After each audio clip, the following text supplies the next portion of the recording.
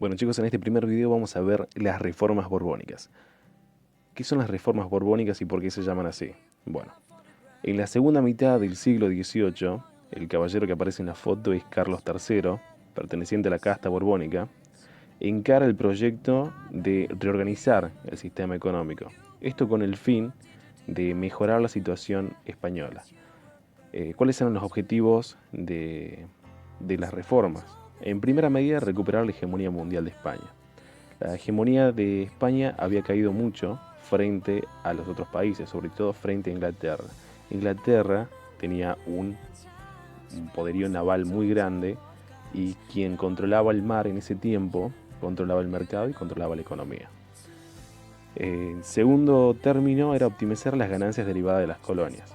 Los colonos americanos, o los criollos, como eran reconocidos en ese tiempo, como eran conocidos en ese tiempo, que eran los españoles nacidos, o sea, los hijos de españoles nacidos en territorio americano.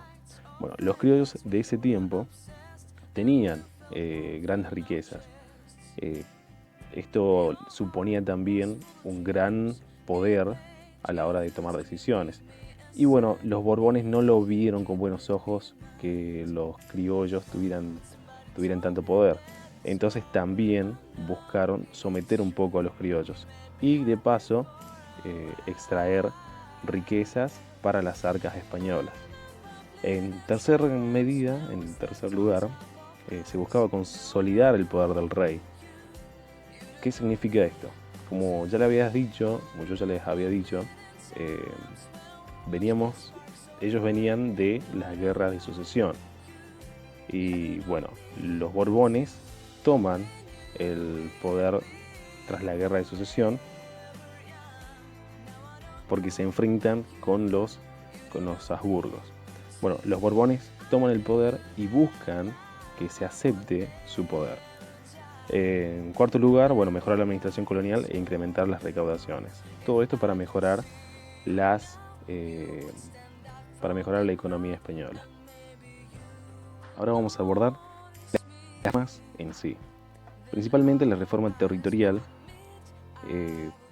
Vamos a ver que los Borbones van a implementar unas nuevas unidades administrativas. En principal medida se crean dos nuevos virreinatos, el Virreinato de Nueva Granada y el Virreinato del Río de la Plata.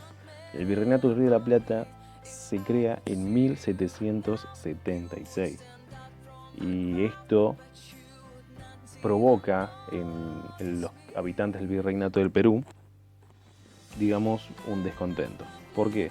Porque hasta ese momento el Virreinato del Perú controlaba la mayor parte del territorio que después pasa a controlar el Virreinato del Río de la Plata.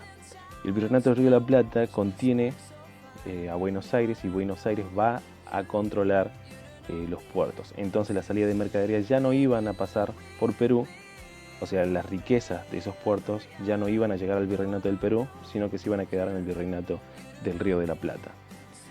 También se dividen, los territorios se dividen en intendencias, que podríamos pensarlo como provincias actuales. Cada una de las intendencias era gobernada, podría decirlo, controlada, podría decirse, por un intendente. ¿Cuál era el objetivo de esto? El objetivo de esto era simplemente controlar los impuestos que debían de pagar los habitantes. O sea, con el sistema de intendencias era mucho más fácil controlar cuántos impuestos tenían que pagar los habitantes y así mantenerlos bajo control y poder mejorar, digamos, los cobros económicos. Otra de las reformas tiene que ver con la creación de un ejército americano. ¿Esto para qué?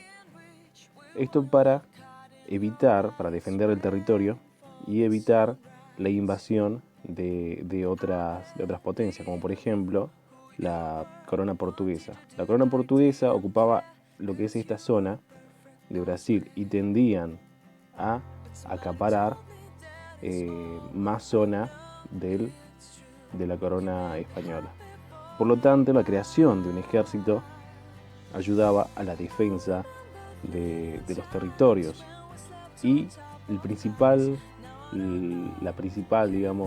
virreinato que va a defender estos territorios es el virreinato del Río de la Plata, debido a la proximidad con la corona portuguesa.